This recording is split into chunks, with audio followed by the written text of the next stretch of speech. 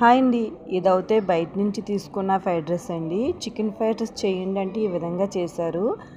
ఇవైతే చికెన్ పీసులు అంట, కానీ ఇవైతే చికెన్ కాదండి, ఓన్లీ కార్న్ఫ్లోర్ ముక్కలే వేశారు ఎక్కువగా. రైస్ కూడా ఎక్కువగా ఇందులోనూ కారం ఎక్కువైపోయింది, ఫుడ్ కలర్ వేసేసి చేశారు. అసలు బయట ఫ్రైడ్ రైస్ అనేది తినకూడదని ఈ యొక్క ఫ్రైడ్ రైస్ బట్టి నాకు అర్థమైంది. మనకింట్లో ఖాళీ లేక ఏదో బయట తెచ్చుకుని చేసింది తినేద్దాం అనుకుంటే ఈ విధంగా చేశారండి. అసలు ఫ్రైడ్ రైస్ అయితే నోట్లో పెట్టడానికి కూడా వీల్లేదు, అంత స్పైసీగా ఉంది. ఎక్కువగా పచ్చిమిరపకాయలు, కారము, ఫుడ్ కలర్ వేసేసారు. చికెన్ అయితే అస్సలు లేదు దీంట్లోనూ.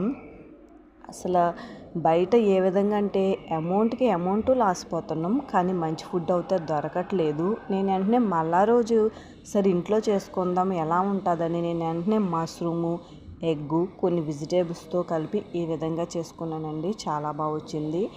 దీన్ని బట్టి నాకు ఒకటే అర్థమైంది, బయట ఫుడ్కి ఇంటికి ఎంత తేడా ఉన్నదని అర్థమైంది. మనకి కొద్దిగా శ్రమ అయినా మన ఇంట్లో చేసుకోవడం అనేది చాలా మంచి పద్ధతి అని అర్థమైంది. ఎందుకంటే మనీ సేవ్ చేయొచ్చు, అలాగే హెల్త్ పర్పస్ కూడా మనకి మంచిగా అవుతుంది.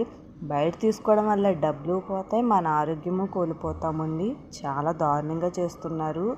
ఆ ఫ్రైడ్ రైస్ చేసినప్పుడు మేమైతే దగ్గరే ఉన్నాం. ఇంకెప్పుడు ఫ్రైడ్ రైస్ అయితే బయట చేయించకూడదు అని అనిపించింది. ఇంట్లో ఈ విధంగా చేసుకుంటే బయట ఎందుకండి అని అనిపించింది.